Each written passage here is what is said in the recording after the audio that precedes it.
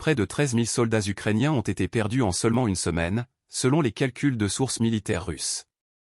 Ces chiffres, basés sur des rapports du ministère russe de la Défense, illustrent l'intensité du conflit qui continue de ravager l'Ukraine et ses régions frontalières avec la Russie. Abonnez-vous pour rester informé des développements critiques de cette guerre.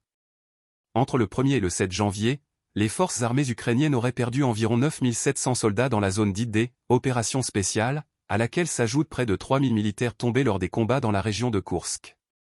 Ces chiffres, bien qu'impossibles à vérifier de manière indépendante, témoignent de la violence des affrontements actuels. Sur le plan matériel, la semaine a également été marquée par la destruction de 46 chars ukrainiens.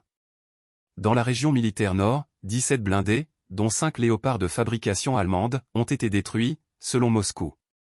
La région frontalière de Koursk a été le théâtre d'opérations similaires, avec 29 chars ukrainiens neutralisés.